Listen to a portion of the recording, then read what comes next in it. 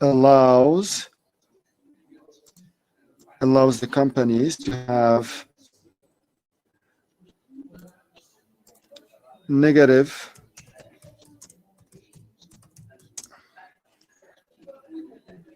and we don't have any problems in filing problems because every country wants to support their companies actually abroad and to grant them with the possibility of having a buyer credit. Today, the Algerian authorities could open the way or pave the way for this type of credit to companies. So the advantage that we could have is that we will need foreign currencies outside the country. And they will also rely on foreign currencies. The situation or the status of exchange reserves in Algeria is not very good. So if we will have to use all the reserves of foreign exchanges or foreign currency that we have here, so we will deplete them very quickly. For the rest, I totally agree with the various presenters. There are international institutions that could support us in our projects with financing, such as the World Bank. We have private enterprises. We have the African Bank of Development and also other investment funds on the international level, especially for large infrastructure. Today, when a project is bankable, we don't have a problem to mobilize international funds. The problem is internal, so we have to release initiatives.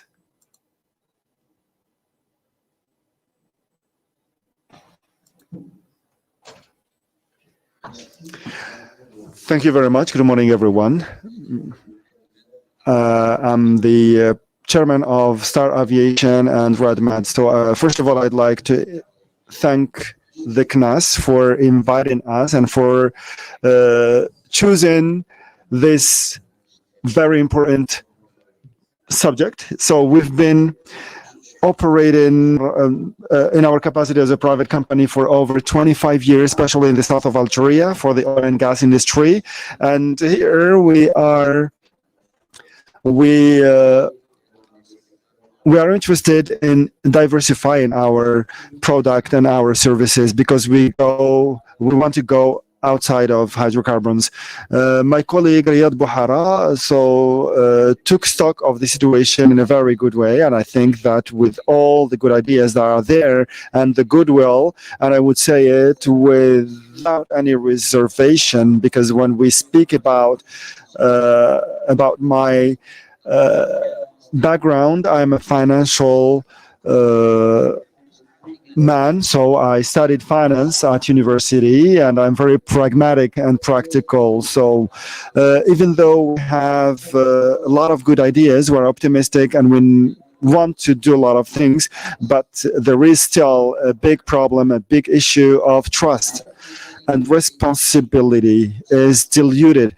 So I think that it's like a project management, a country that needs to be revived or relaunched, needs to have clear objectives and time. The problem and our enemy now is time. I say it clearly. So thank God we had the opportunity to start 25 years ago. We had a lot of advantages. We have APSI, we have the bona fide rates of interest, and there was also the decision making.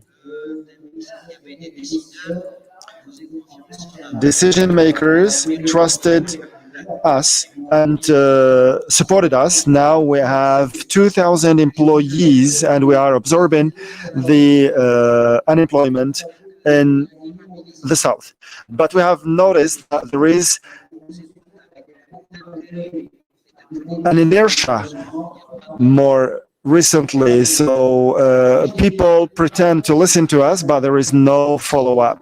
So we have criteria that are really important if we want to speak about revival. So I think that the private sector is disseminated. We don't have private capitals that could or are able actually to take economy. So it could be done at a regional or local level, but we don't have a dynamic that could handle the whole country and say that we are able to export and do so and so. So it could be done following subjects such as the one that we are debating today. So it could be done in a 5-year period, for example, if we take seriously the subject matter. If we take a quick stock of what is going on, we notice that the private sectors, or the private sector actually, the private companies are financed and funded by the public institutions. So there is an immobilization. So the alternative are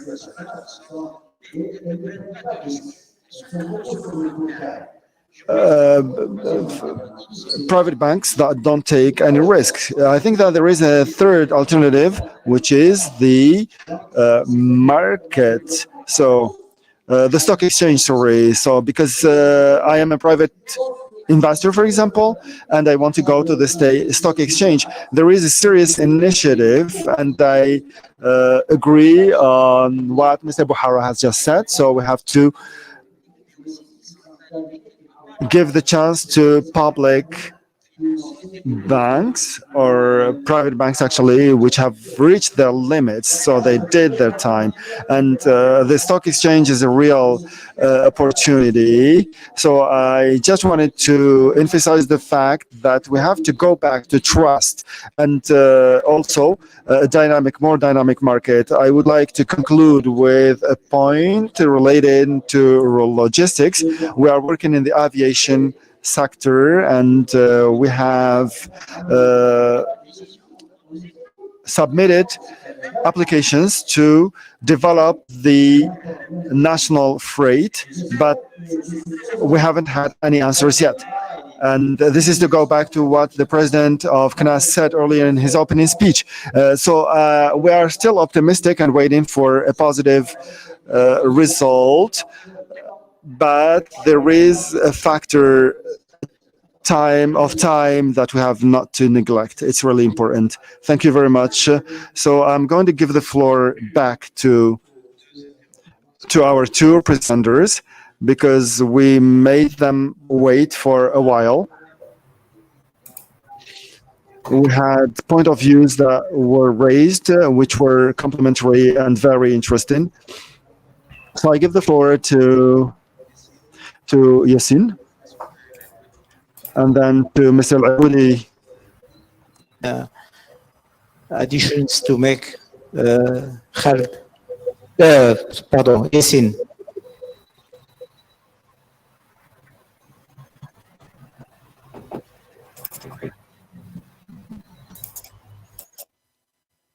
Yassine, vous m'entendez?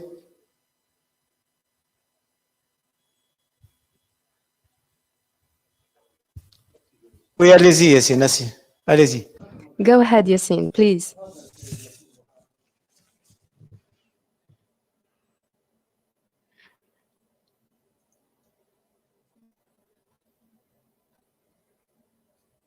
On vous entend pas, Yassine. We can't hear you, Yassine.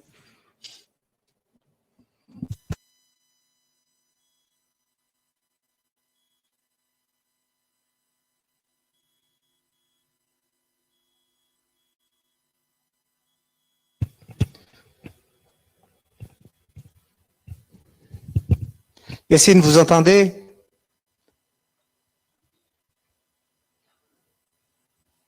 Bon, Khaled, est-ce que vous m'avez... Khaled, Can you hear me? Can you hear me, Khaled? Professor Khaled? Il y a visiblement un problème de... It looks like there's a technical issue. Hello? Yassine, can you hear me?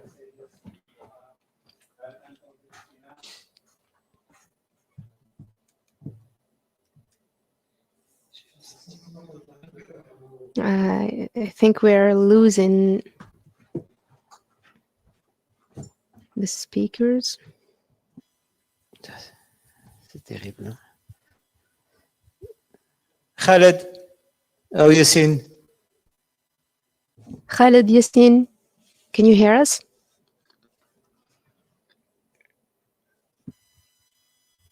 Yassine. Yassine, can you hear us? Yassine, si vous m'entendez, prenez la parole, s'il vous plaît. Et... Yassine, if you can hear me, please take the floor in order to add on to what has been discussed before.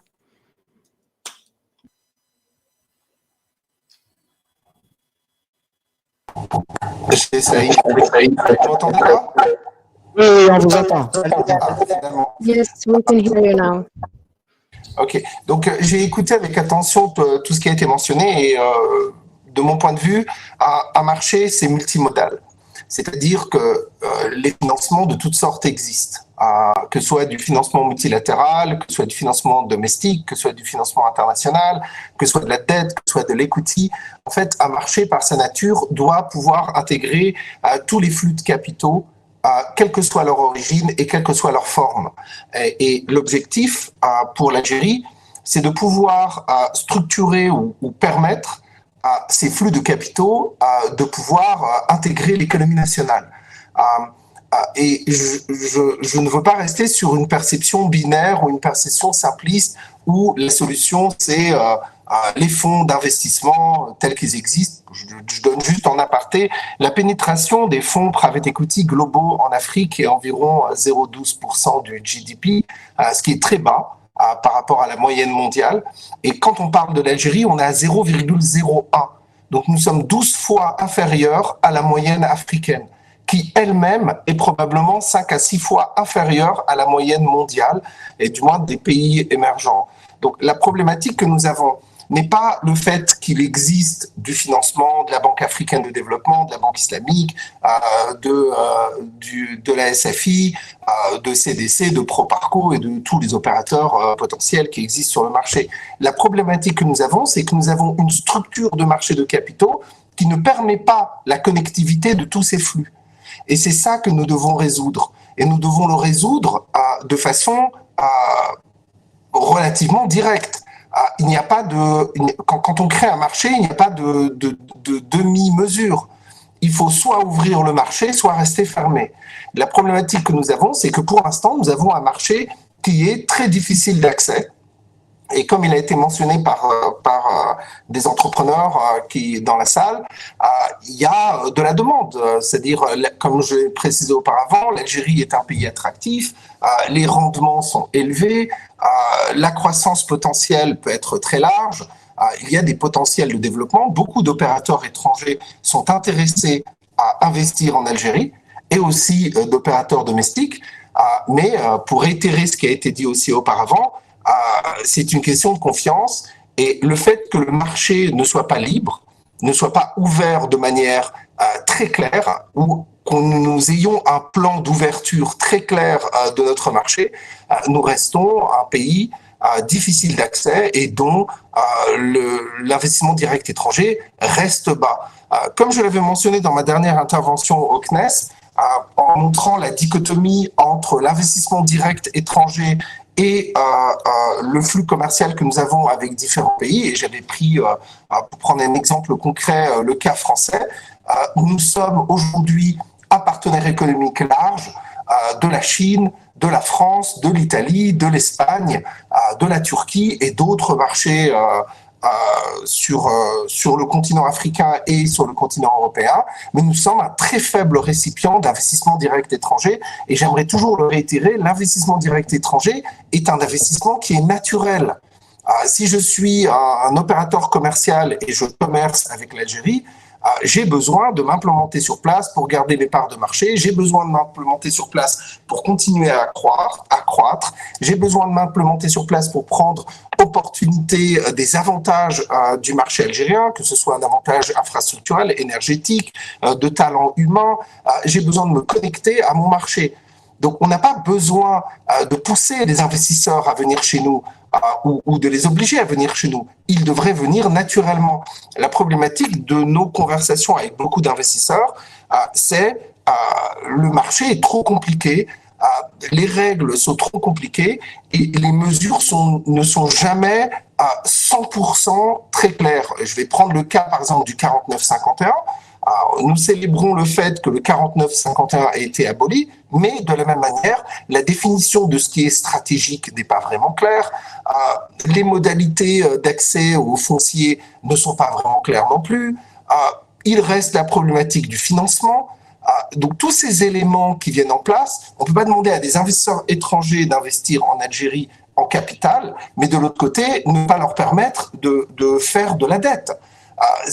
Une structure naturelle, si nous, en tant qu'Algériens, on voulait investir à l'étranger, nous aimerions investir dans un marché qui nous permet de lever de la dette, de lever du capital, de structurer l'investissement, d'avoir un assessment de risque qui soit rationnel dans un pays où il y a une courbe de taux et tout le reste. Donc, je ne veux pas tourner toujours autour du pot. Dans la réalité, il y a quelque chose de relativement simple à mettre en place.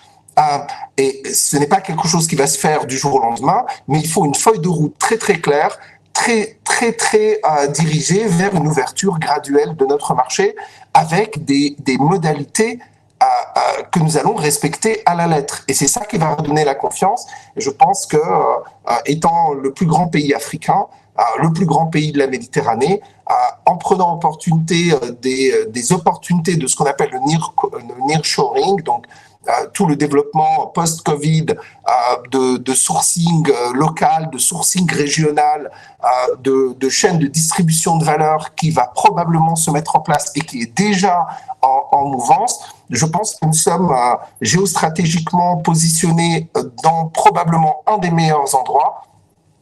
Je vais prendre le cas, par exemple, de la colocalisation. Aujourd'hui, vous voulez acheter une entreprise industrielle avec un réseau de distribution en Europe, vous avez l'embarras du choix.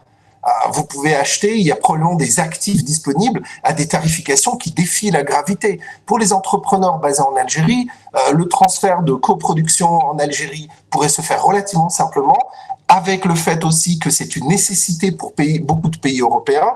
Nous aurions donc accès à un transfert de technologie, un transfert de capacité de distribution.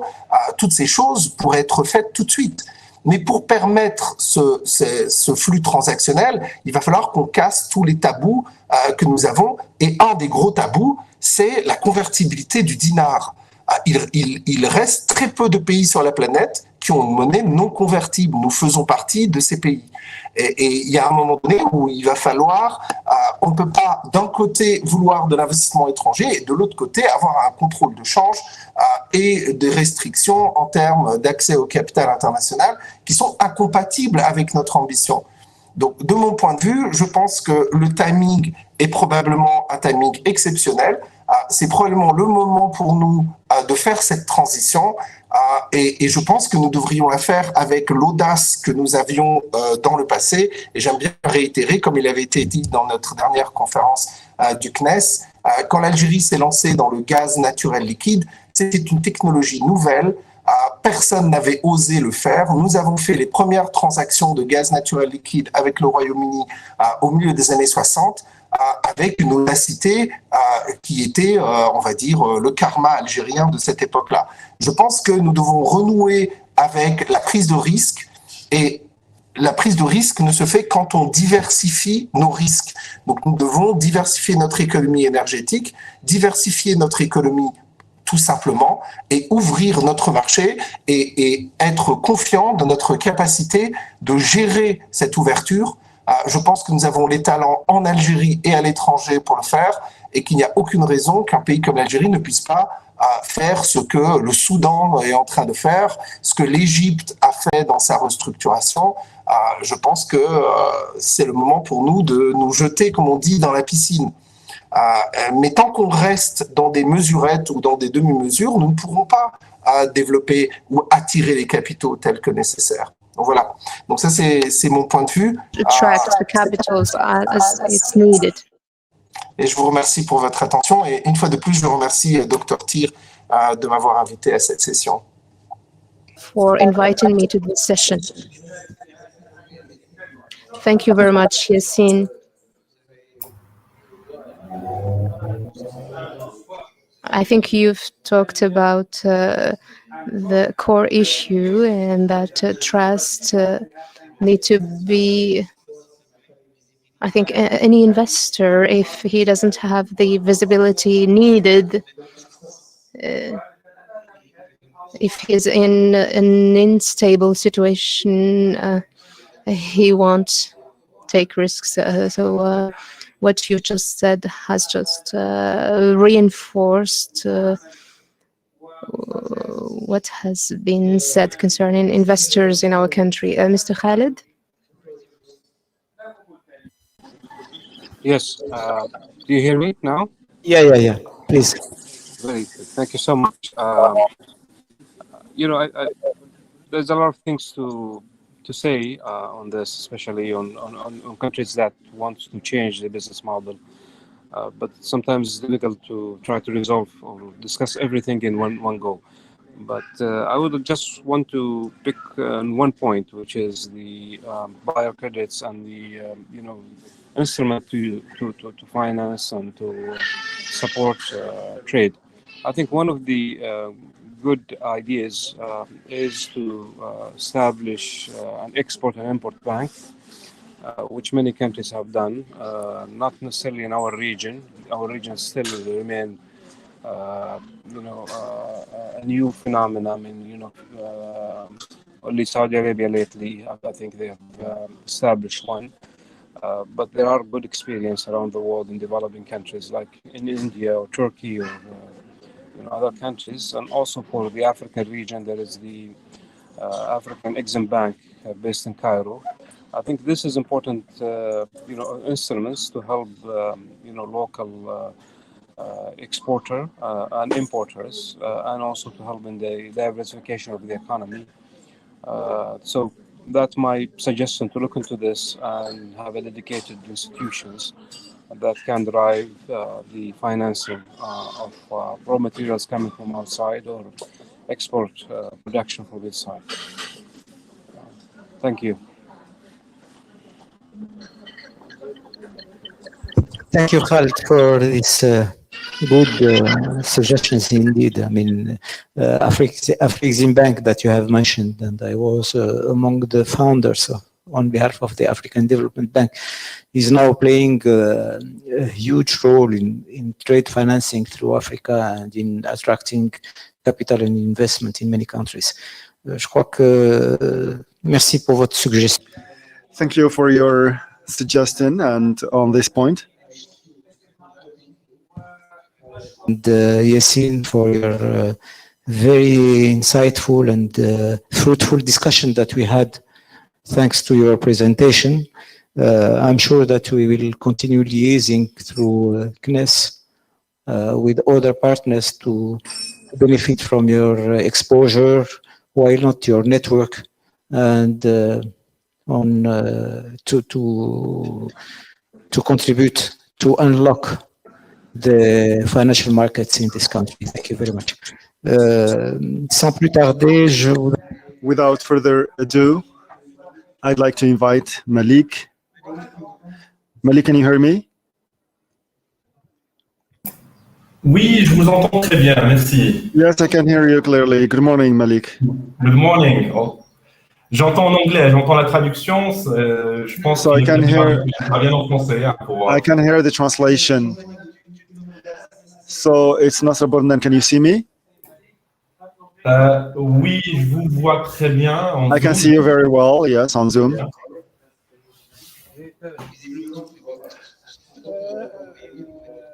Par contre, si je peux demander à ce que la traduction soit coupée, if I can, the translation to be stopped because I can hear the translation.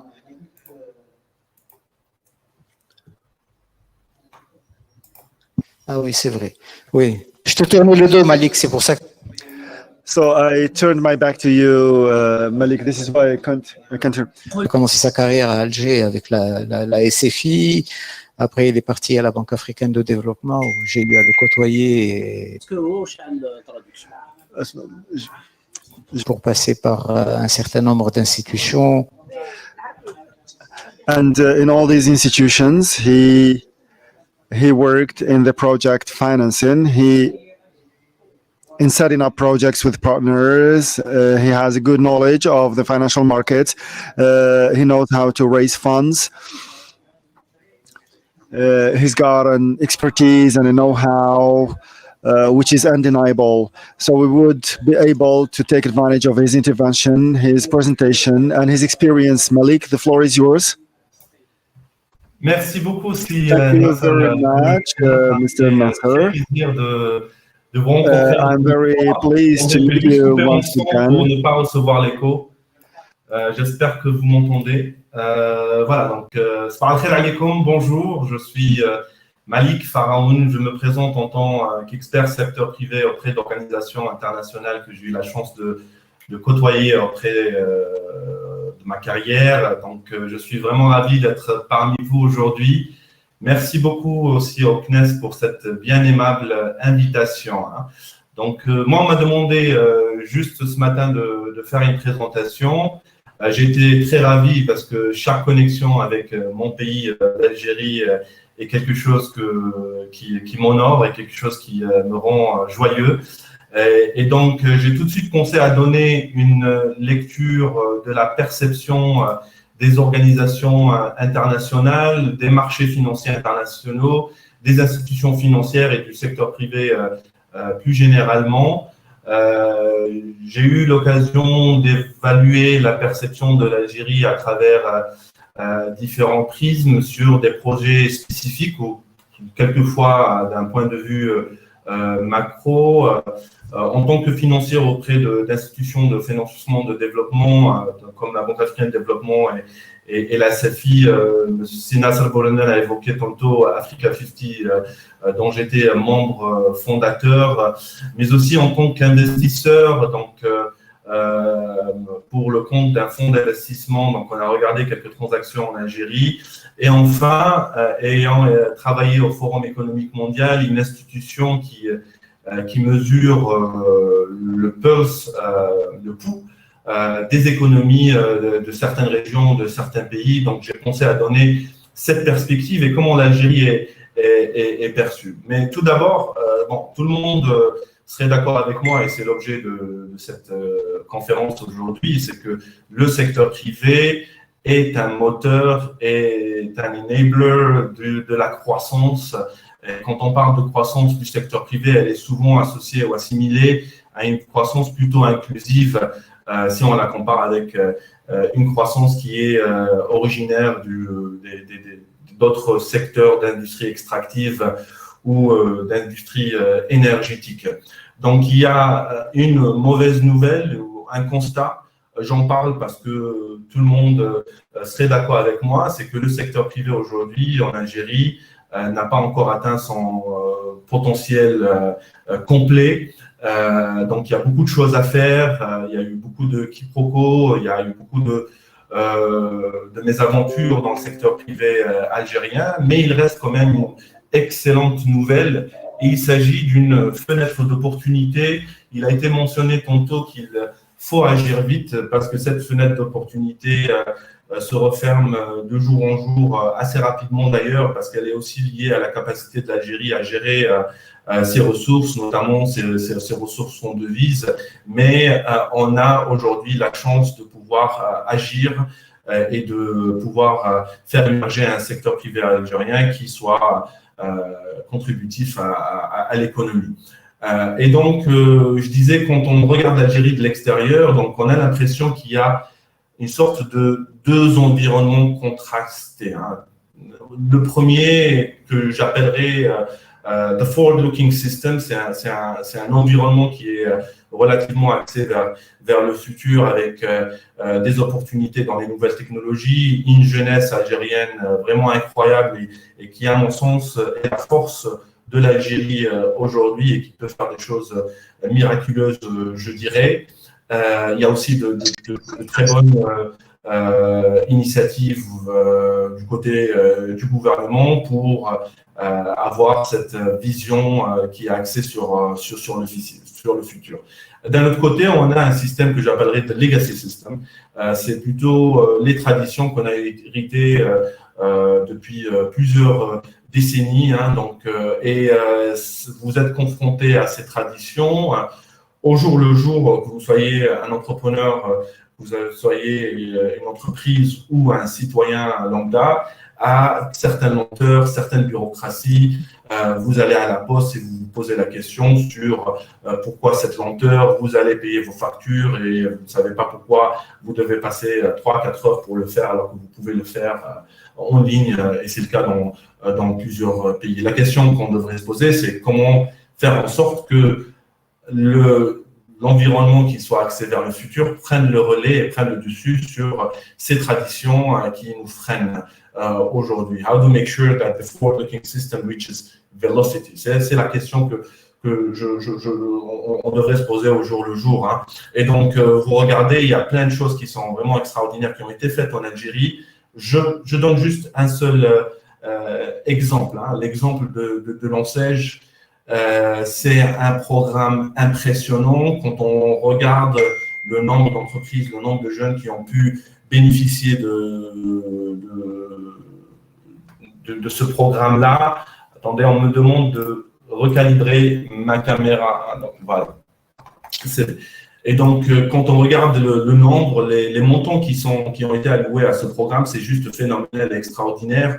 Mais par contre, vous serez d'accord avec moi qu'on aurait pu atteindre des résultats bien meilleurs étant donné le potentiel de ce programme. Et à mon avis, il faut, dans tout ce que nous faisons, infuser cette notion d'une vision qui soit orientée vers le futur, d'un ADN ou un DNA, ou plutôt, dans le contexte d'aujourd'hui, RN qui soit orienté vers le secteur privé.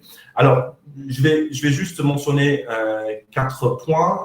Je vais être assez bref. Les interventions qui m'ont précédé ont été excellentes et je vais essayer de les complémenter et axer mon intervention sur un point fondamental à mon sens, ou plutôt complémentaire, un point complémentaire du puzzle, c'est la perception de l'Algérie, la perception du risque Algérie, parce que, in fine, ça aussi influe sur l'afflux du capitaux, ça aussi influe sur le dynamisme du secteur privé. Et la considération majeure pour les investissements du secteur privé reste la perception. On peut parler aujourd'hui d'outils qui existent, d'évaluation des risques qui sont tout aussi bons, les uns que les autres, c'est des outils universels, on les connaît. Mais quand il s'agit de perception, ça reste toujours quelque chose qui n'est pas objectif, qui est subjectif, très subjectif. Donc, Monsieur Bouhara avait dit tantôt que les finances existent. Je suis tout à fait d'accord avec lui. On peut avoir accès au marché des capitaux, on peut avoir accès au financement lorsque les projets sont bons, lorsqu'il y a une perception qui soit positive de ce que nous faisons.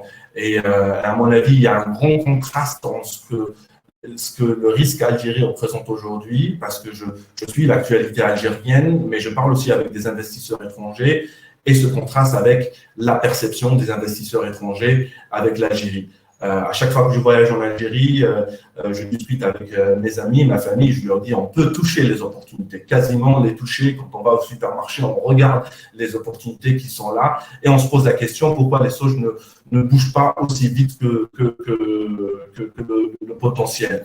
Et quand il s'agit de cette perception, il faut aller parler à ceux qui produisent cette perception elle-même, à savoir d'abord le secteur privé. Moi, je pense que les solutions ont été souvent évoquées dans des forums comme celui d'aujourd'hui.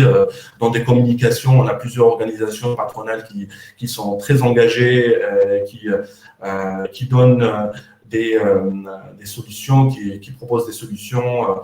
Et je pense qu'il va falloir un peu plus écouter le secteur privé parce qu'in fine, c'est ce secteur privé qui va faire l'investissement en soi. C'est ce secteur privé qui a l'expertise et l'expérience dans les investissements privés. Il faut aussi écouter les organisations internationales qui peuvent être un partenaire vraiment de choix pour le développement de l'Algérie. C'est un peu dommage de voir certaines organisations internationales ne pas utiliser les fonds alloués à l'Algérie pour des raisons multiples.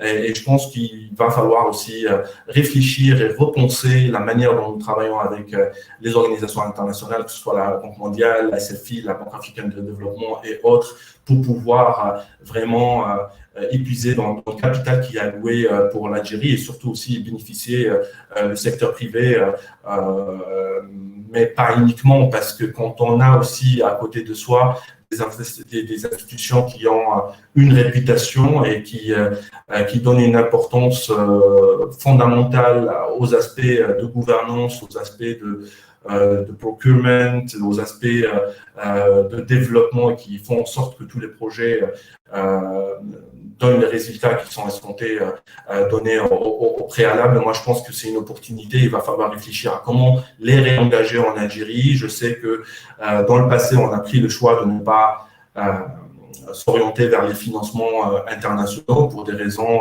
qui étaient valides à l'époque, mais je pense qu'aujourd'hui, il va falloir repenser la manière dont on travaille avec les institutions internationales.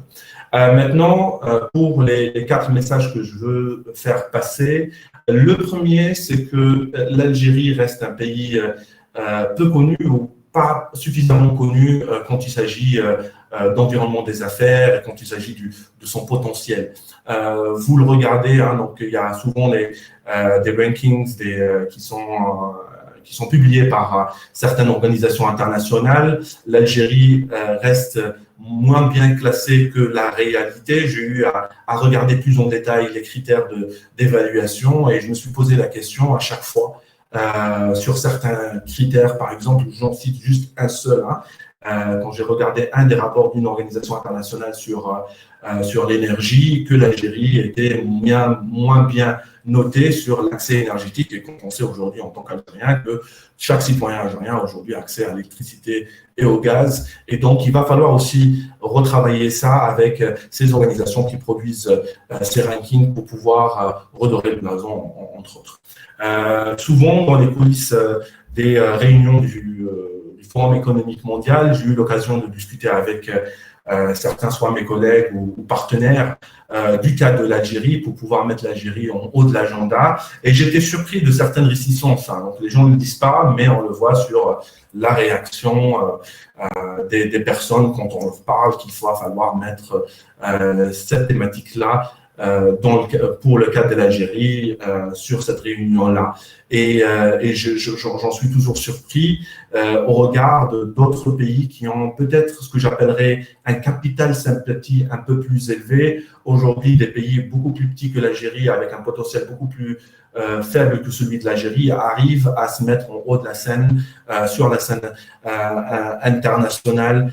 Certains pays africains ont pu, dans un temps record, avoir une notoriété exceptionnelle quand il s'agit de leur propre environnement des affaires. J'en cite par exemple le Rwanda, qui je pense est un bon exemple à suivre, et je pense que on pourrait réfléchir à une sorte de branding de l'Algérie. Donc, il va falloir penser cela, pas en tant que peut-être pays en tant que soi, mais réfléchir vraiment en tant qu'entreprise. Si l'Algérie était une entreprise, comment on ferait sa promotion, comment on ferait son marketing auprès de la communauté internationale, auprès des marchés financiers et des investisseurs internationaux, pour qu'on puisse aussi en bénéficier une sorte de capital sympathie, parce qu'in fine, une décision d'investir ne dépend pas uniquement de l'opportunité en soi, mais d'un certain feeling, d'une certaine perception qu'on pourrait avoir un investisseur.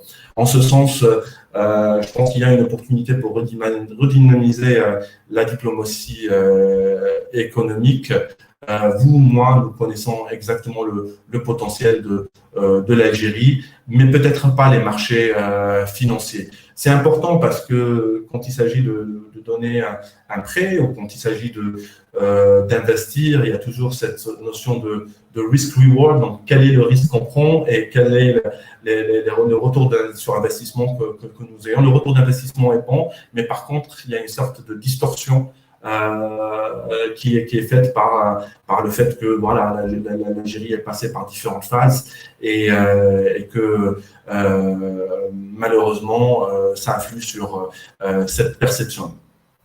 Deuxième point que je souhaite partager avec vous aujourd'hui, c'est l'importance de la stabilité de l'environnement des affaires. C'est Bouhara tantôt avait dit que c'était un peu trop compliqué, un peu trop difficile à naviguer. C'est le cas.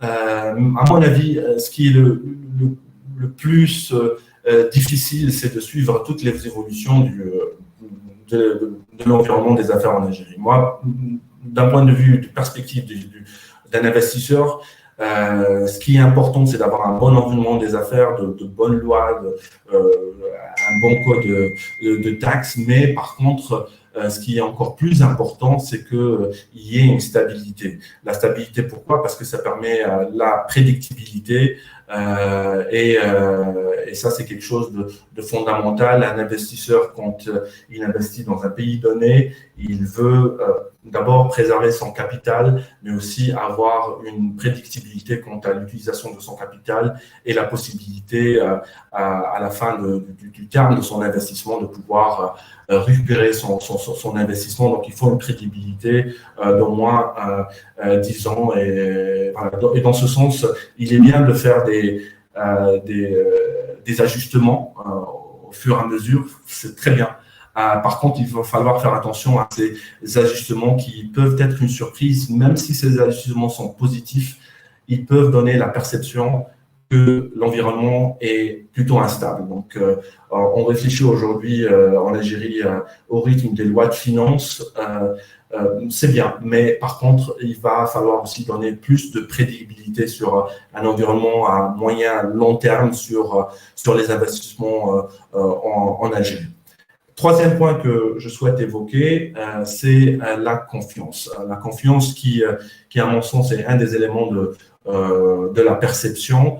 On est passé par différentes phases de l'histoire très récente de l'Algérie qui a fait en sorte que la confiance entre les différents partenaires s'est un peu détériorée. Moi, je pense aujourd'hui on a une fenêtre d'opportunité pour pouvoir ajuster cette confiance, mais aussi une confiance envers les citoyens qui sont in fine les taxpayers. Donc, il va falloir aussi pouvoir rétablir la confiance et cette confiance aussi passe par ce que je disais tantôt, par cette stabilité qu'on pourrait plutôt refléter dans nos discussions avec les partenaires internationaux. Mais aussi, il faut aussi savoir qu'une bonne citoyenneté est essentielle pour rétablir la conscience et que c'est le ciment qui maintient l'ensemble des systèmes économiques et en fin de compte les sociétés. Enfin, le dernier point que je souhaite évoquer, c'est être bold en anglais. Being bold, c'est-à-dire être audacieux et se donner les moyens de ses intentions. Moi, à mon avis, on a un potentiel énorme, mais ces moyens doivent être commensurés avec le potentiel qu'a l'Algérie. Il faut réfléchir grand, il faut réfléchir de manière qui soit agile et innovante.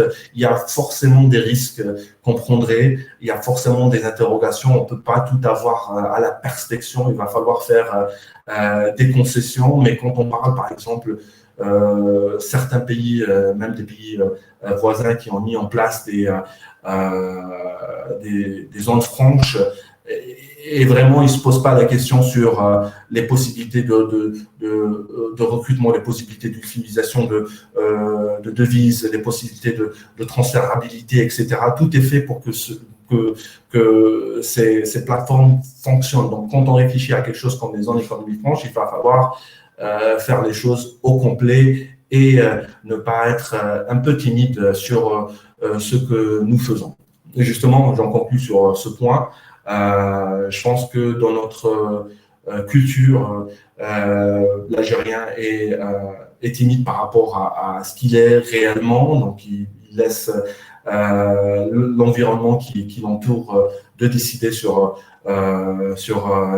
sa perception de ce qu'il est, mais je pense qu'il va falloir changer les choses, être un peu plus audacieux, être un peu plus communicant, revoir un peu l'image de l'Algérie à l'extérieur. Je dis ça en tant qu'Algérien, en fait, hein, donc bien évidemment, certains de mes messages sont un peu directs, mais il va falloir dire les choses telles qu'elles sont et pour qu'on puisse aussi améliorer les choses et faire en sorte que le pays soit un peu mieux attractif et que ce que nous faisons soit à la hauteur de ce qui est l'Algérie, c'est-à-dire un acteur majeur à la fois économique et de diplomatie dans la région et au-delà. Merci beaucoup. Avec cela, je vous redonne la parole, Sina Sabouane. Merci beaucoup, Malik. Thank you very much, Malik. Thank you for your intervention. From what you've mentioned, we keep in mind the results of your long practices in terms of assessment, of structuration of financing or funding projects, at least on the African continent. And you were the lead arranger who tried to bring together all the point views around the table. And the points you've mentioned are really important. And also the issue of underestimating the notation of the country, the way the notation agencies assess the country, while the country is in a more advantageous situation. The issue of stability and is a fundamental problem because we're managed by financial rules, and if the laws change with retroactive effect, investors won't take risk. I think that my knowledge of the public and private operators who became immobile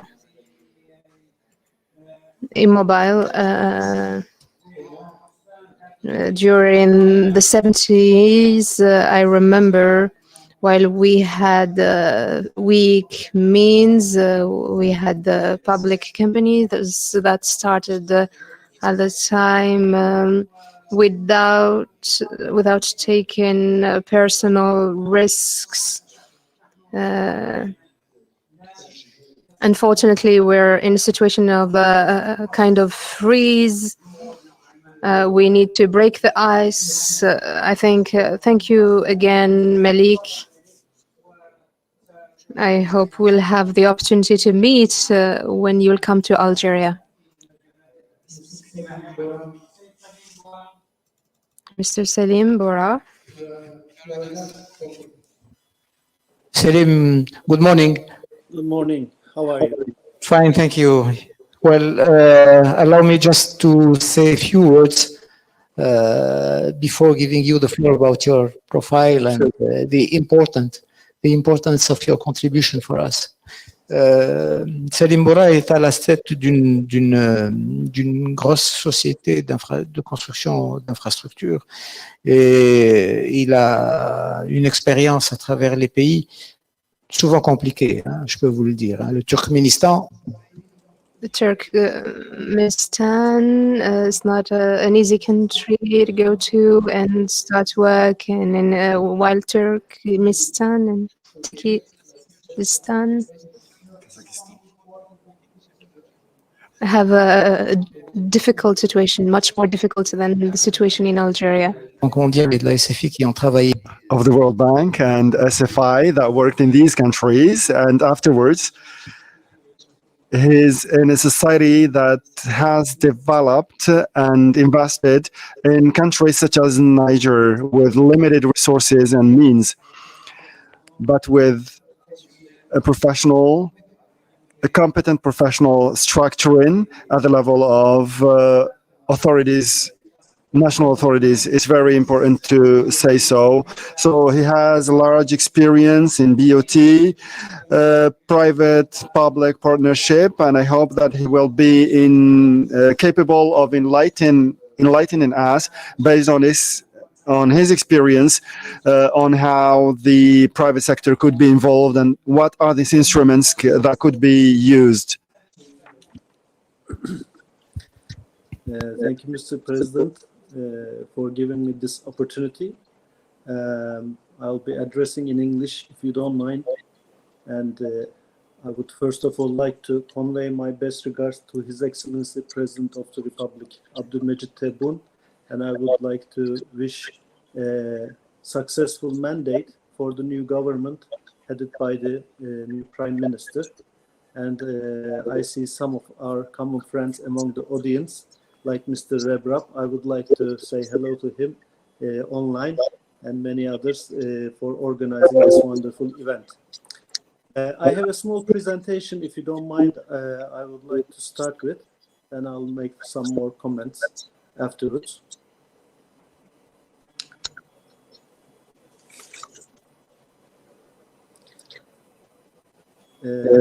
When it comes to cooperation in Africa, we have as Suma company done quite a few projects over the last 10 years. In the slide, you can see in general the Turkish contractors' performance between the years of 1972 to 2020.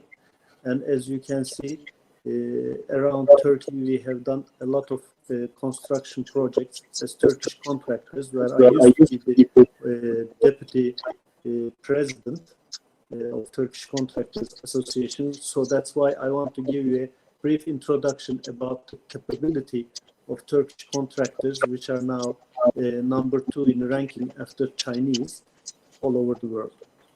Next slide, please.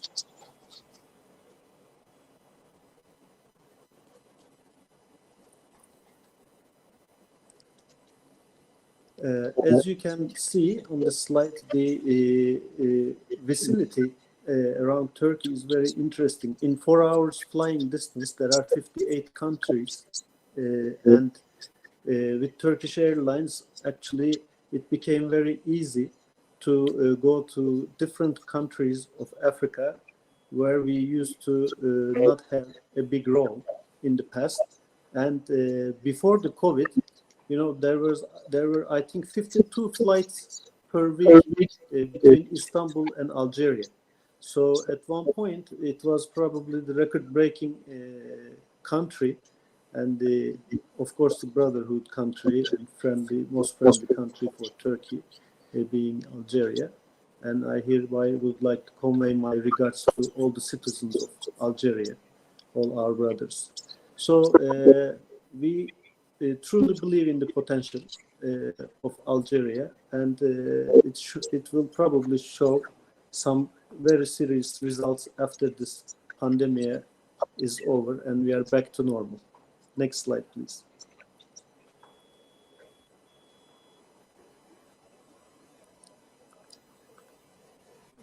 Just to remember, a very important fact is the size of Africa, where Algeria is playing a big role. Some people are underestimating the size of Africa, whereas if you put several continents on the same map as the United States, China, India, and Europe, then you can understand how really the continent is big. So for the next decades, I think the most potential place to have business and development and other opportunities is only Africa. Next slide, please.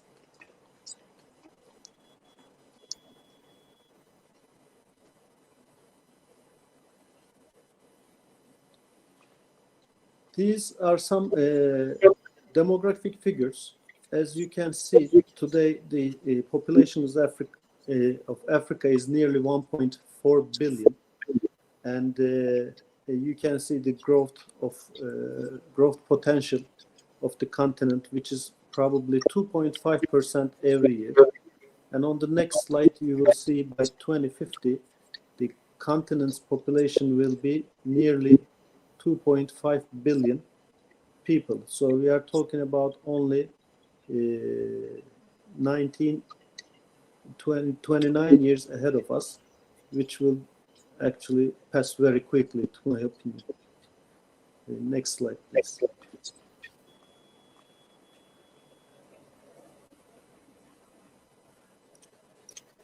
So as we were talking about the potential of the population increase, of course, this requires a big infrastructure and huge demand of services. And countries like Algeria, Turkey, I think are in a very good position to supply those services in a joint manner. Next slide, please.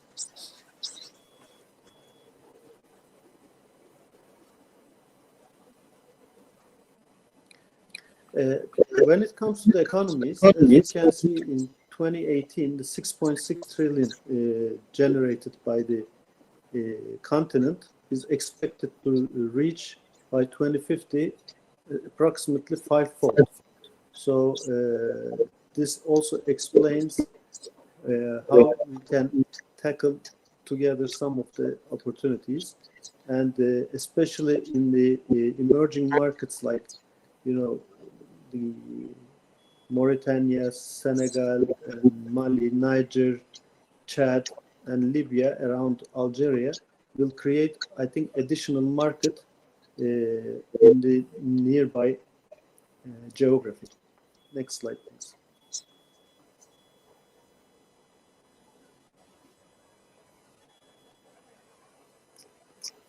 And when it comes to, definition of Africa, for those who are not very familiar with, people try to make very simple definition: East Africa and West Africa. Actually, when we look at it, we define Africa as 6 parties: Northwest, East, Central, South, and diaspora.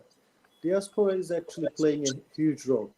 And you would know this much better than I do, because many Algerians living in Europe, especially in France, are creating also added value between both countries, and similarly, all diaspora is actually helping, and we should make use of the diaspora who are living abroad, and try to, utilize their expertise and connections. That's why I think it's important to note the importance of the diaspora. Next slide, please.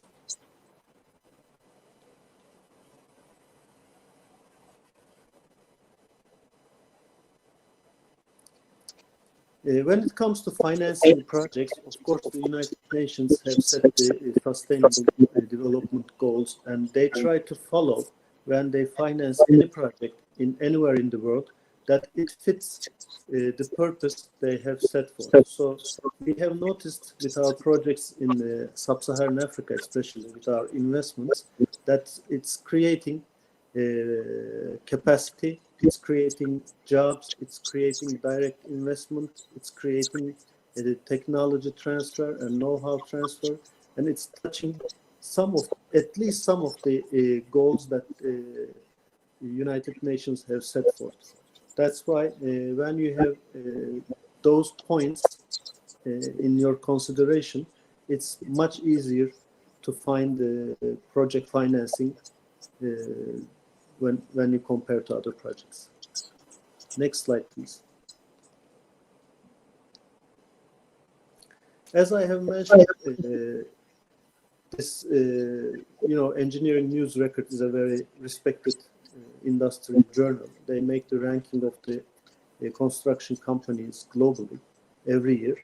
So Turkey now became the #2 country in the world after China, with 44 companies in construction companies working globally.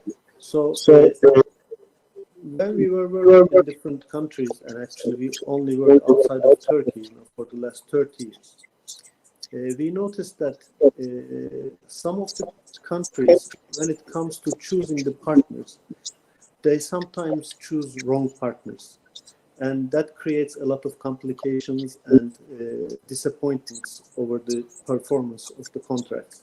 That's why I would strongly recommend, especially to the new government of Algeria, when it comes to pre-qualifying companies, construction companies, to help the infrastructure works of the country, they make a double check on the companies and refer to contractors associations list or the embassy in Algeria. Next slide, please.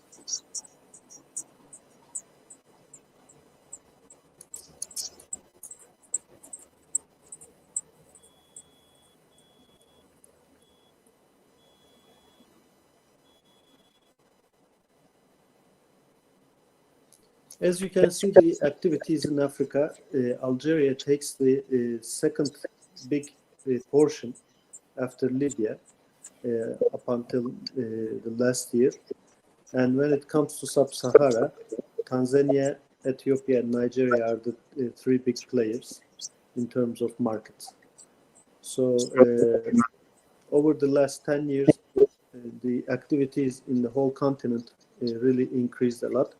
And I know from my colleagues who worked in Algeria for many years in the construction business, have much appreciated the work and the working environment, and they have done quite some good performances, I believe. And I want to make this point about the tourism potential of Algeria. Normally, when I check the ranking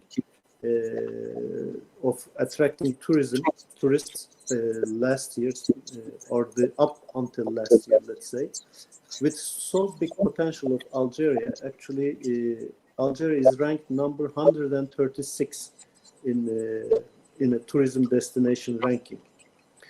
And I believe there's a huge potential in tourism when it needs to be developed in a master plan with a big approach. And Turkey today is at 12th ranking, at the 12th position. The first Muslim country after the first 11 countries ranked. That's why tourism is playing approximately 2.6% GDP of Turkey, and it's a very significant sector. And there is a lot to share, I believe, in this tourism investments between both countries. So I just want to make this point. Next slide, please.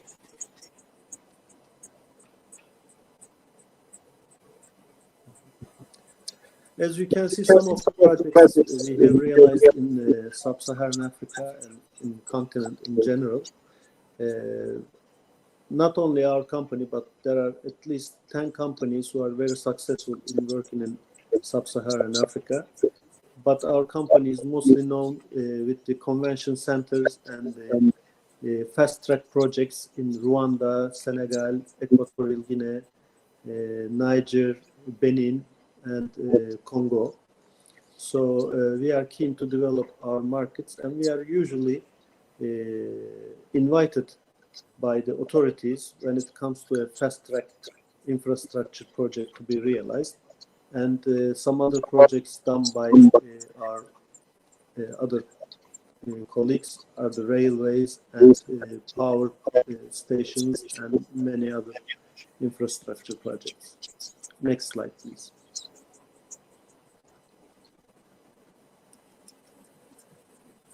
This is a summary of actually the infrastructure needs of Africa, which you already know the challenges and especially in power and water sectors.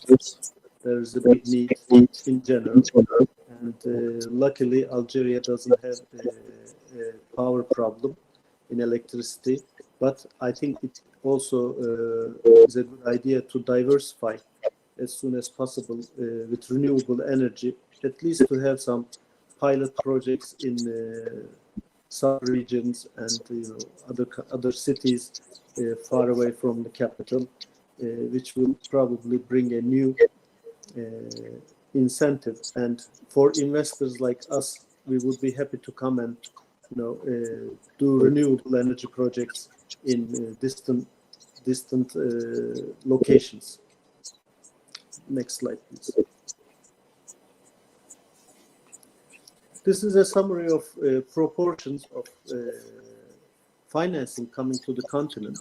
As you can see, China is playing a very big role, and the Gulf originated Arab coordinated groups are also not doing bad.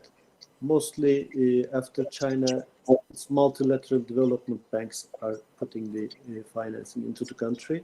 Regional development banks has a little bit of participation, but mostly, as you see, China is playing the big role in the continent.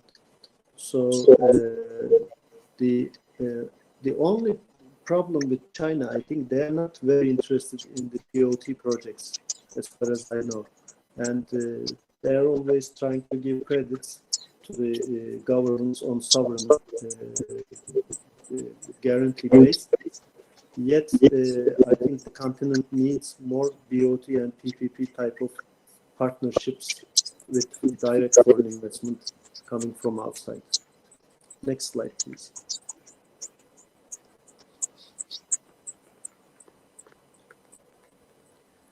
So, what we have experienced so far, as President of CNAS mentioned, in our project in Niger, we are the BOT partner of the Diore Hamani International Airport in Niamey, and this is a concession, and we have built, we are operating, and we are doing all the management work of the new airport, and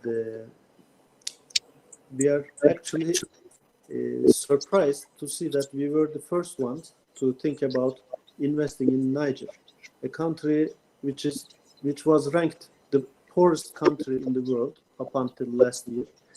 But I think after what we have done in Niger and all these foreign direct investment we have done, the country's ranking came up 3 points. So it's no longer the poorest country in the world. So it's interesting to see a country like Niger, having only 3 major resources, gold, oil, and uranium, has been the poorest country up until now. So there is something wrong with this situation, and we took a risk. We believed in the authorities, we believed in the people, we believed in the country, and we have invested approximately 200 million euros and have built the airport as well as a 5-star hotel, the Radisson Blu, in Niamey. So we were given as well the task to build the African Union Summit infrastructure. So, whatever we gain from the country, we try to re-inject in the country. So this was always our philosophy. when we were working in Libya, we were giving a big construction work, and parallelly we decided to invest in the tourism, and we built the Radisson Blu Hotel. It used to be the Mahari Hotel in the past, and we turned out to be a 5-star Radisson Blu Hotel, which was the first and only investment in the tourism industry in 2010. So we are willing to continue with this philosophy, and if we are given a contract, we would like to reciprocate this with an investment project to show our loyalty to the country, and as a respect to its people, and for giving us the opportunity. We think we should be investing in those countries. So I think in Algeria we can do the same.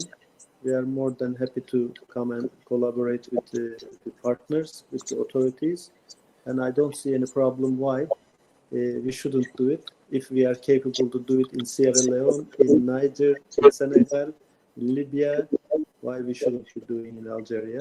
But I fully agree with some comments of Mr. Yassin, which are very important. I think this 5149 regulation, and I think it's very important to change and take some radical decisions in the regulations to ease up and open up the way for investors like us.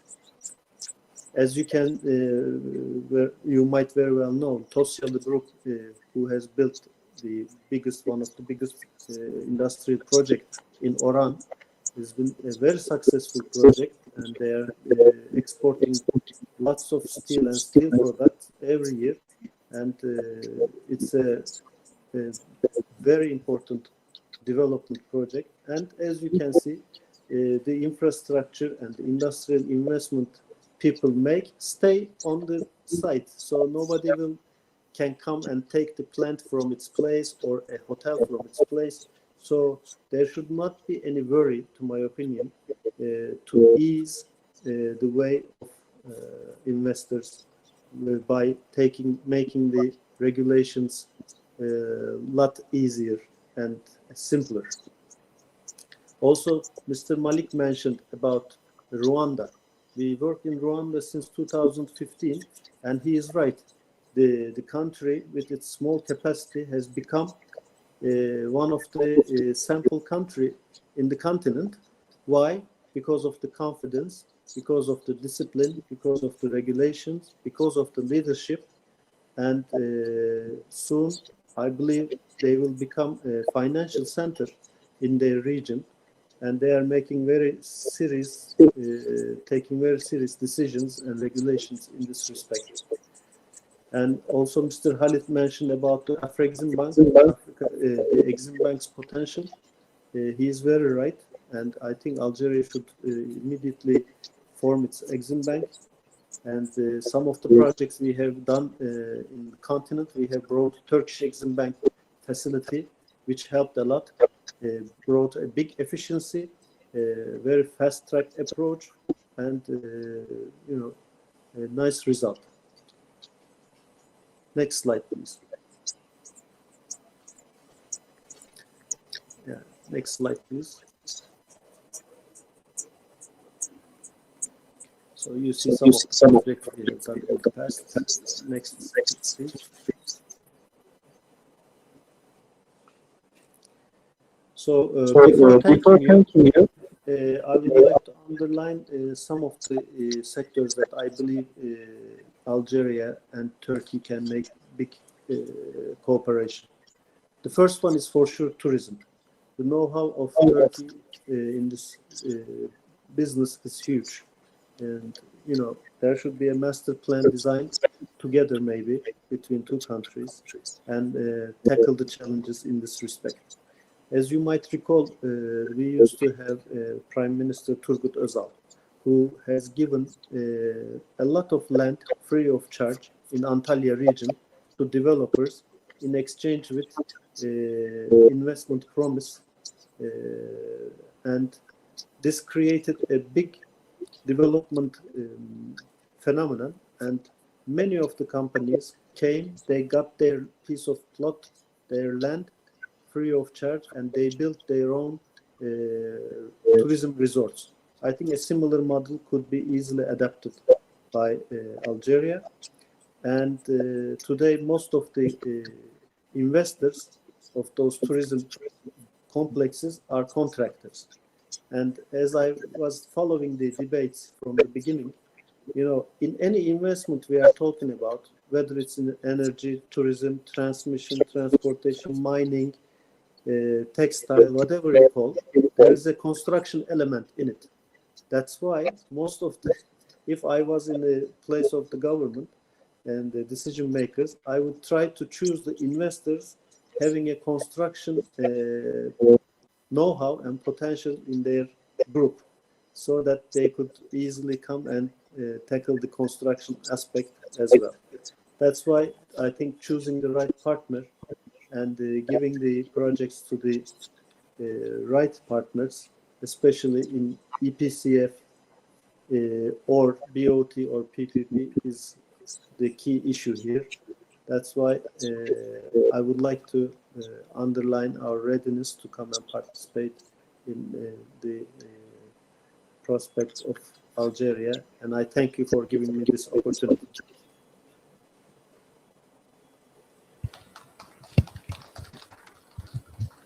Thank you, Selim, for your really interesting and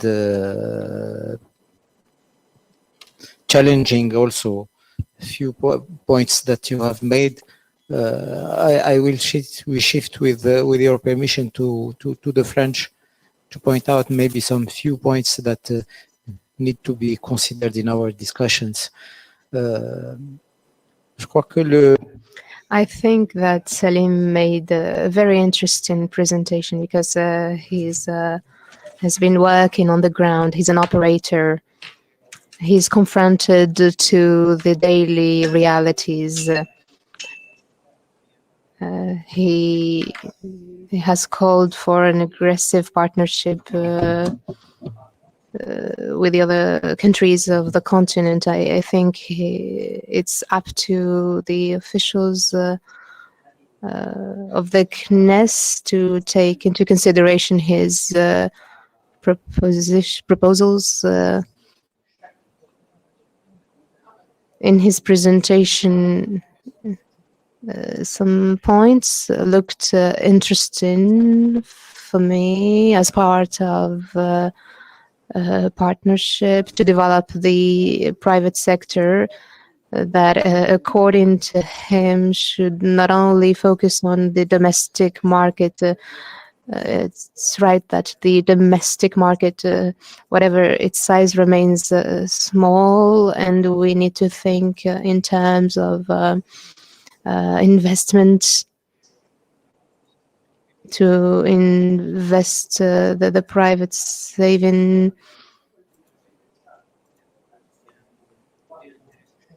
so that the partnership becomes interesting. In this regard, I think the role of the diaspora, as he mentioned, is very important. The second point is, in order to bring closer the markets, particularly in Africa, the objectives, the sustainable goals of the United Nations need to be kept in mind because these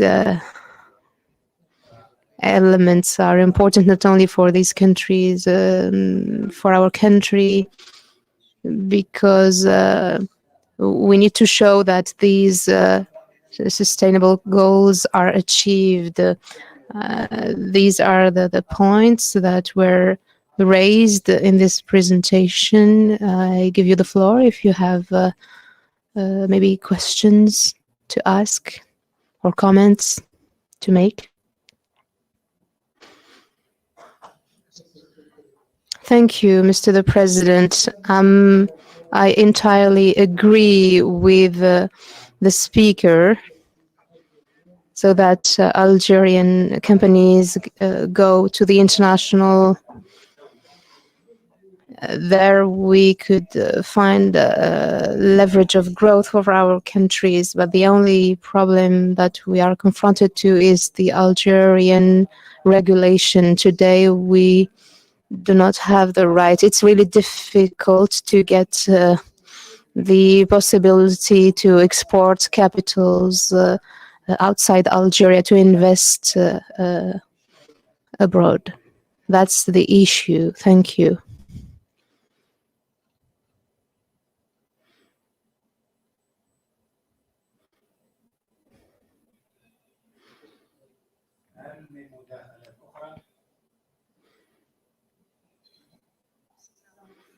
In the name of God, the merciful, the beneficent, Mrs. Boukrafa Mahjouba, member of the National Confederation of Algerian Producers. If I take the example that was presented, the sector of building and construction is really a big sector in our country. The public had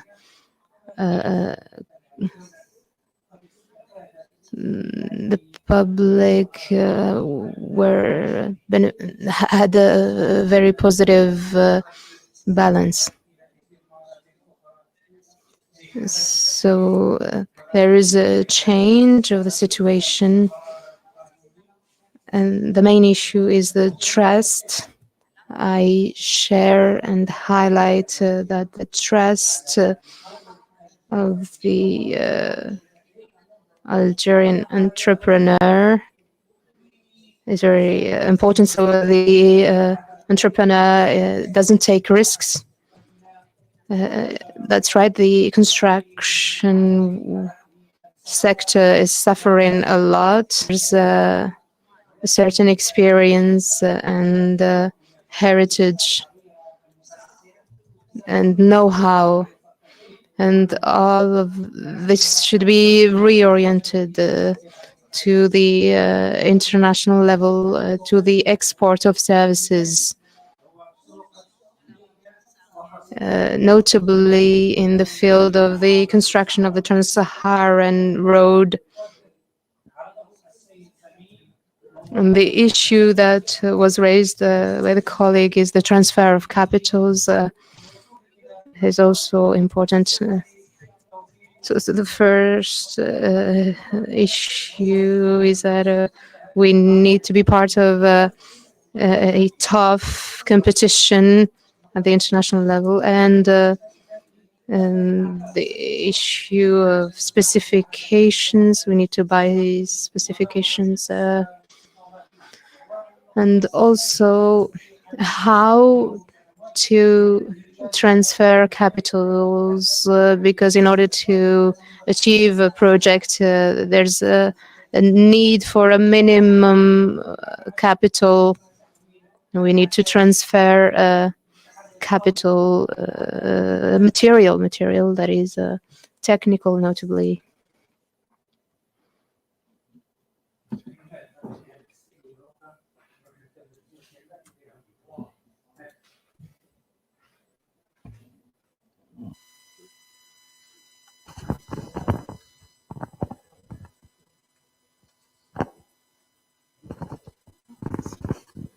Merci. Thank you, Shahrazad Saadi from the National Association of Algerian Entrepreneurs.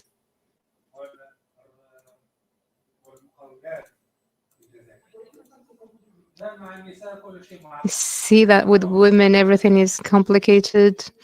So I'm from the Association of Algerian Entrepreneurs, Women Entrepreneurs. Thank you for choosing this theme that is courageous and ambitious. Courageous because it shakes the comfort that we're used to in companies. We're used to have a unique model. If we want to move towards another model, we need to reassure Algerians in order to invest in projects. So we've talked about trust.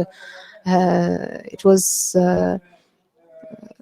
well developed, discussed. But also companies need to have visibility about the opportunities. What you said, useful projects that would attract them to take part in these projects. I think that the companies don't have visibility in the Algerian economic tissue about the possibilities of investment, notably in the most promising sectors. And an investor won't invest his capitals if he doesn't have figures and statistics about the market shares, and other elements. So I think there's a need to work on the access to information and visibility. Well, the second point is the fiscal advantages. If we talk about finance and funding startups, small and medium-sized enterprises, there's a need for advantages concerning accompanying enterprises. So I can't talk about financial markets. There are experts that know very well the subject that would talk better than me about this subject. These are really the concerns of the companies: the visibility, the insurances that could help taking part in these projects. Hello, my name is Bouatou Omar, president of Algeria Clusters. I thank the president of the CNES for this initiative. I think that now we're addressing the real problematics related to our economy. I wanted to intervene following the presentation of Mr. Salim. I think we need to diversify the projects, the investment funds that are investing in Algeria. I think there is a need for this diversification. Multinational companies are given the opportunity to invest, but I think they should also be capable of investing in the BOT and in the reform of our economic environment. There's a need for facilitations, incentives in this regard. And also, we're not talking much about the union funding to open up for the private-public partnership. They need to share risks and face up structuring projects. Now, concerning exports, being experts at the Inter-Arab Investment Guarantee, which is an institution in which Algeria is member. Why don't we develop other products? If we want that wanted to develop our financial system, need to open up the way. You know, credits are given to Arab investors who want to invest abroad. Algeria has offered that kind of credits for countries that are in difficulty. Why not doing it in order to develop our exports? Once again, I hail the initiative of the CNES, which I think is now entering really into this paradigm of living or changing the economic environment. If we want to create foreign investments, we need to create this change that is much needed. We need a strong signal and have a secondary market. And I think this is as part of a new economic model. Thank you.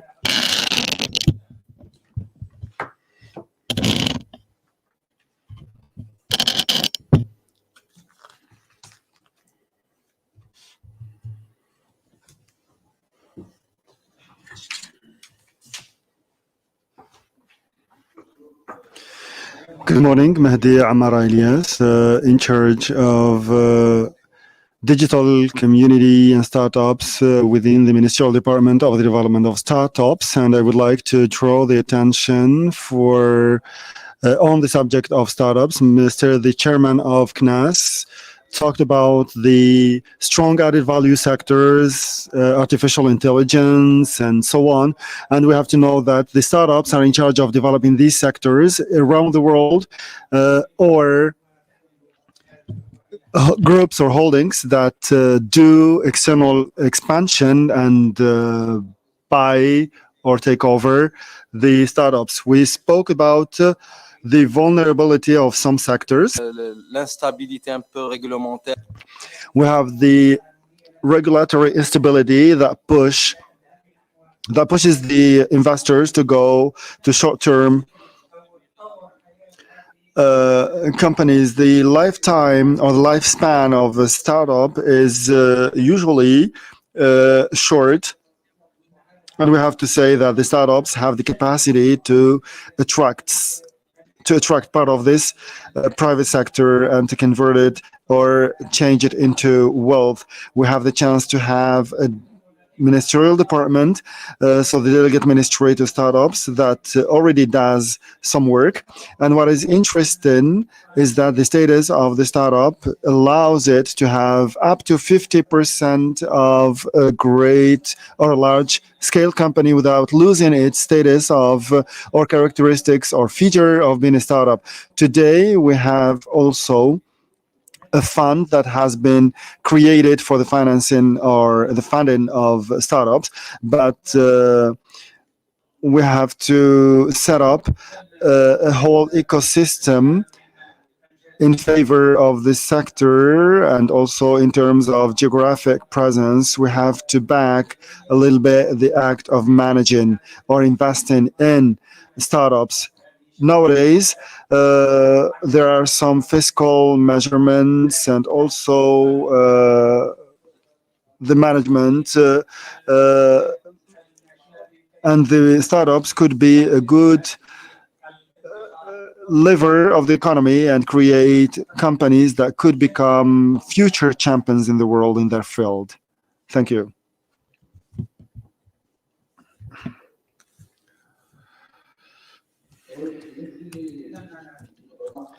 So I just wanted to make a short comment. I find that there is a good mosaic of the speakers, and this could be a good inspiration for the national level.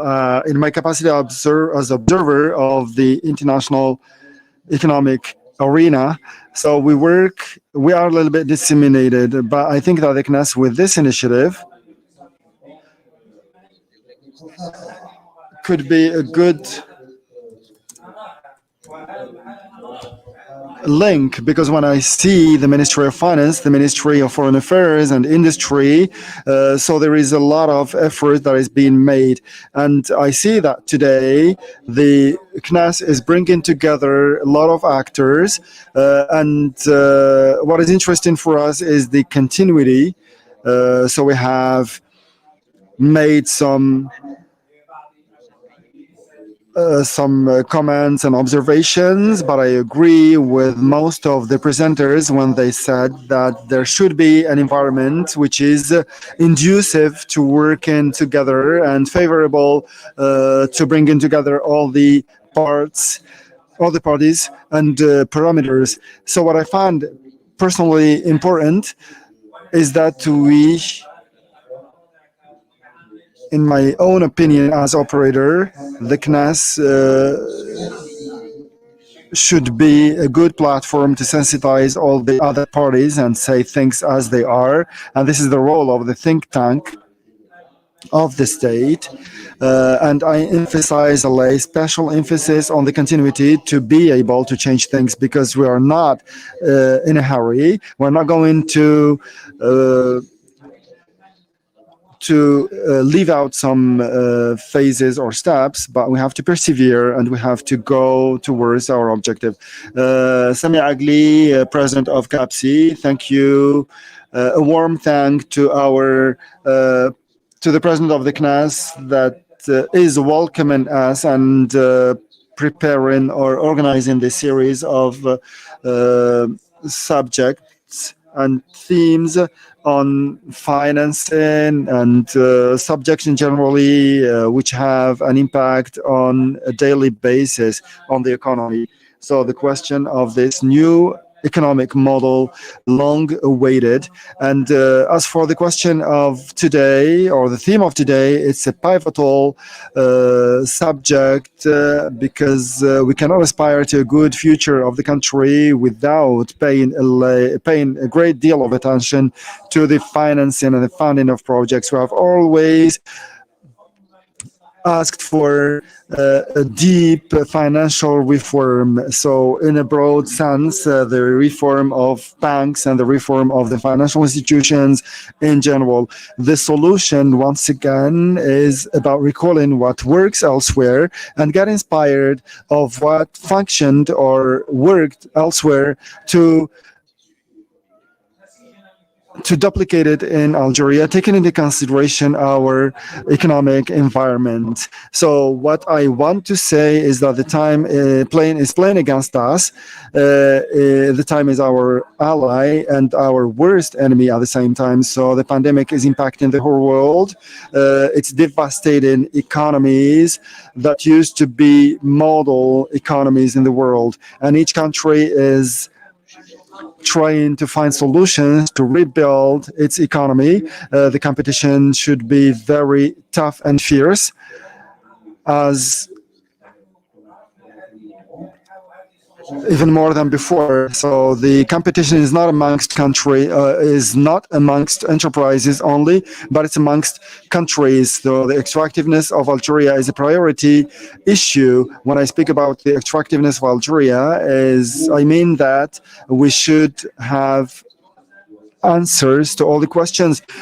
So I give an example of the bureaucracy and red tape that we are experiencing on a regular basis, how to reduce the time of administrative procedures, which have a great impact on the economy and on the investment of companies. So the freedom of investing is a constitutional right beyond all legislative texts and also the laws of the country, apart from the constitution. So we have to expose the questions and go quickly towards reforms. So there is a goodwill. We have felt that. We have been received by the high authorities of the countries, all the departments. There is a goodwill, there is a good listening to our preoccupations and concerns, but we have to reflect and give a concrete form to these concerns, because we have to say that 90% of the companies are small and medium-sized enterprises, but with this pandemic, so these companies are going to be disfavored, because they will. So the pandemic dealt a blow to those companies because they don't have the necessary financing and funds to restructure them. So the year 2020 was an empty year. After that, there was the new reform of the country, the new governance, but the situation was even more complicated with the advent of the COVID-19, because nobody would expect that we would spend 1.5 years without any activity. So governance today, and I think that the question related to economic governance, when I say reforming governance, should be based on facts and acts. Sometimes the understanding is great because we are asking to reboost the investment, whereas we have company managers who are blocked without any justification. So we have a company manager that has been blocked for 1.5 years. So how do you want us to relaunch the investment in economy while we don't have any authority on the support of those company managers? So when somebody, for example, wants to set up a company, we would go like, no, we can't because we don't have any legal arsenal that could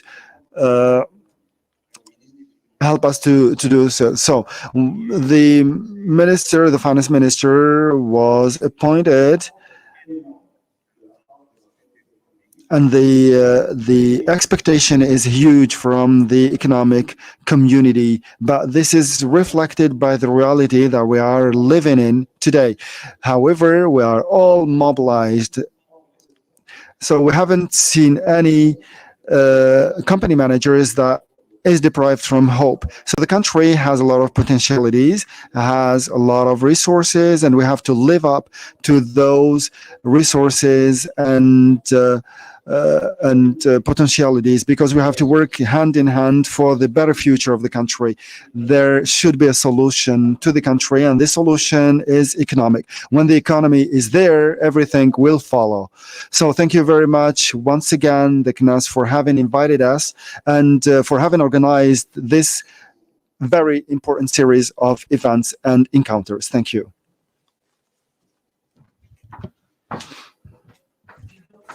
Good morning, Madam Ibtisam. I am CEO of Saidal Group. I'd like to thank CNAS for having invited us and for the relevance of the panel and also for the event.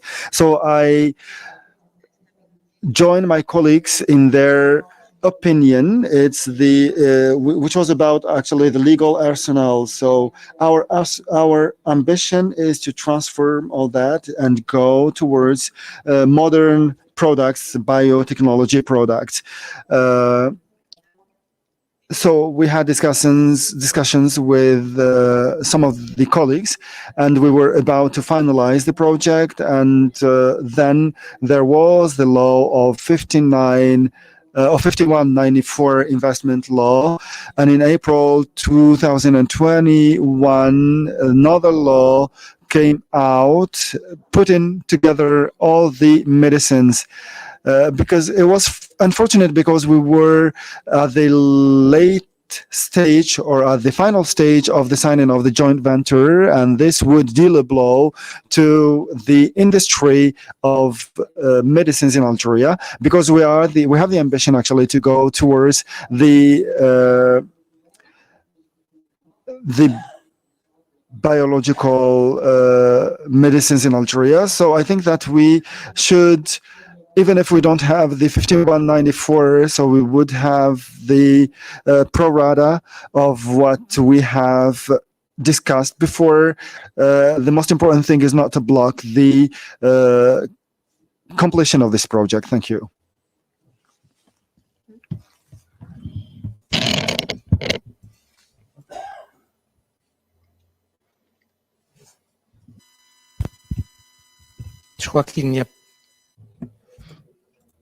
I think there are no more hands raised.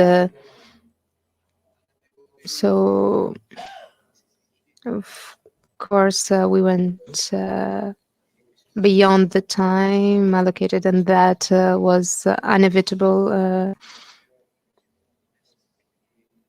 And because these issues raised today are really important, and the CNES will think about maybe ad hoc groups or particular group with bringing together some operators and specialists in financial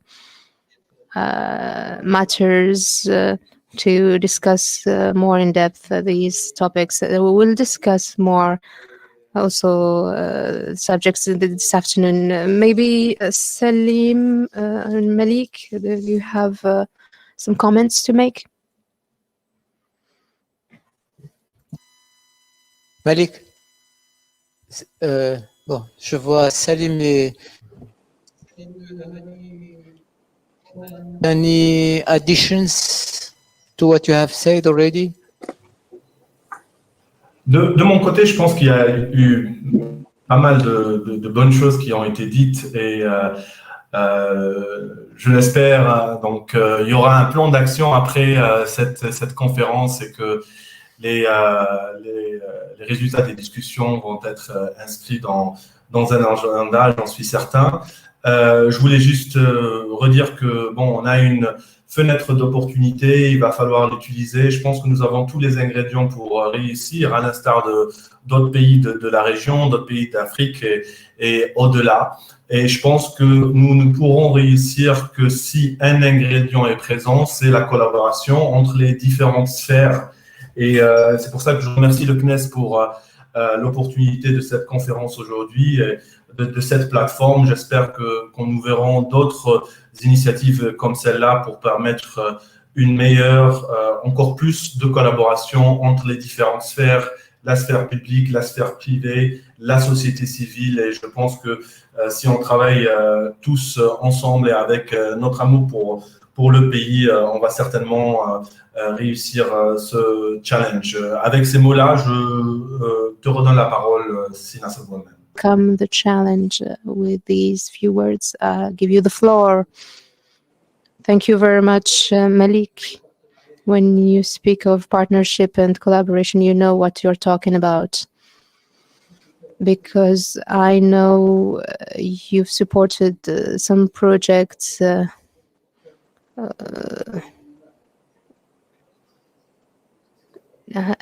very important projects while it was difficult. So this idea of collaboration is really an idea all the stakeholders share. Mr. Salim. Oui, Monsieur le Président. Également, je voudrais peut-être ajouter quelques mots en disant que, à mon avis, c'est ce que vous avez fait aujourd'hui, c'était une très bonne idée, amener les experts pour donner des paroles et puis après voir un peu les valeurs ajoutées. Mais à mon avis, également, ça peut être fait, par exemple, comme créer une cellule sous la présidence de la République. Et puis après, amener les experts et puis après, inviter les spécialistes de diaspora en termes périodiques à Alger. Et puis faire des séances de travaux périodiquement pour un peu voir comment accélérer les choses ou bien prendre des décisions pragmatiques ou bien profiter de l'expertise des spécialistes comme Malik et Yassine et les autres, et vous également. Je pense que c'est comme ça qu'on peut créer une équipe et faire des choses ensemble. Merci. Thank you. Thank you very much. I think we're about to end the first session. I would like to resume our discussions at 1:30. The lunch is offered by the CNES that we thank. And on the occasion, I want to make conclusions or observations. We'll have the opportunity to come back and resume our proceedings. There are 2 points that we're interested in that I want to talk about. So the first one was mentioned by the colleague from the Economic Commission on the startups. You're here. So I think, in fact, that startups could be a factor for the mobilization of resources rapidly. So this is what happens in a number of countries. I think we need to be careful. Startups are not everything. I don't know one single country in the world that has developed thanks to the startups, just the startups. So the startups are a special scheme in an entire architecture. So let's not use a particular point in order to hide the complexity of the reality. And concerning startups, this is a personal view.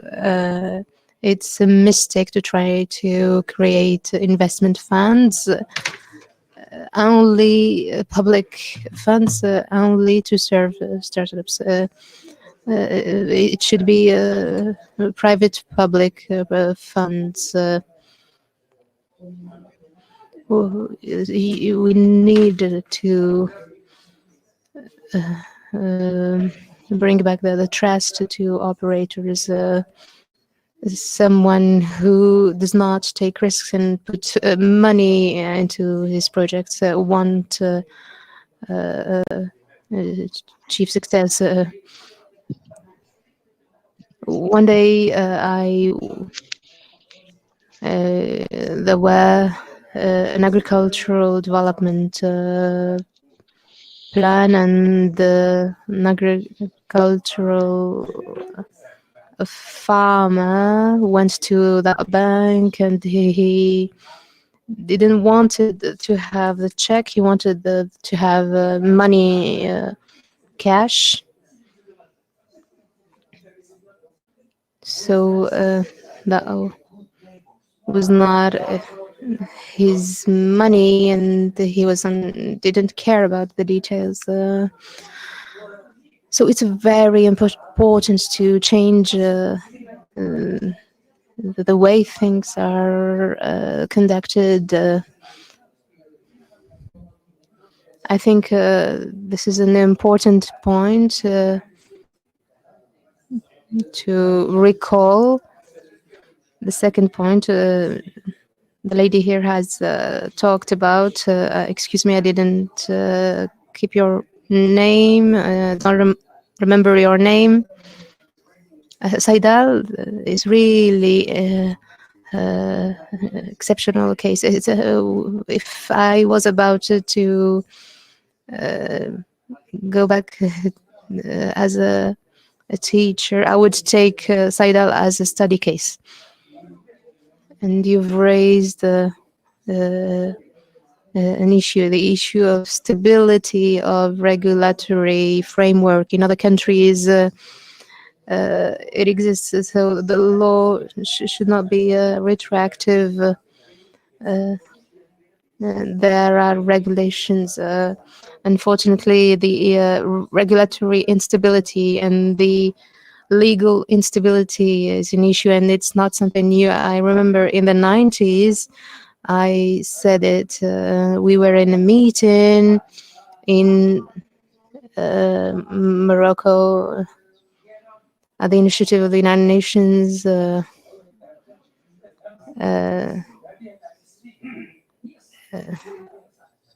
at the time, it was highlighted by the specialists, and there were such an instability. We went from national companies to the general status of workers. And it's really destabilizing. I think we would win, we would succeed if we could make this point be settled. If you want to have private public partnerships, notably, this is an element that is understood at the international level. It's very important to tackle this issue. I think I've talked a lot, and I apologize for that.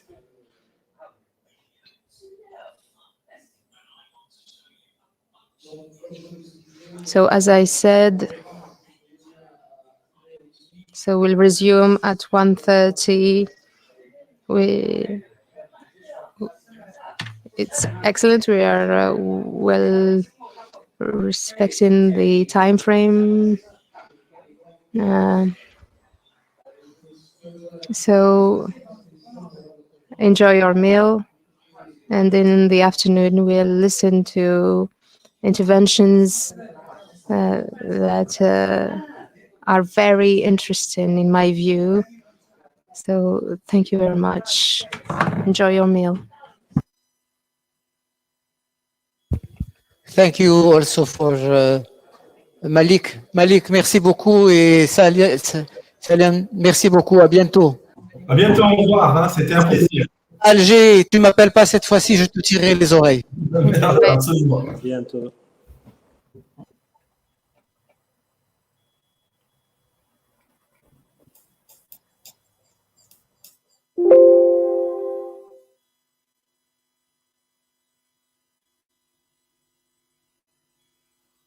Recording has stopped.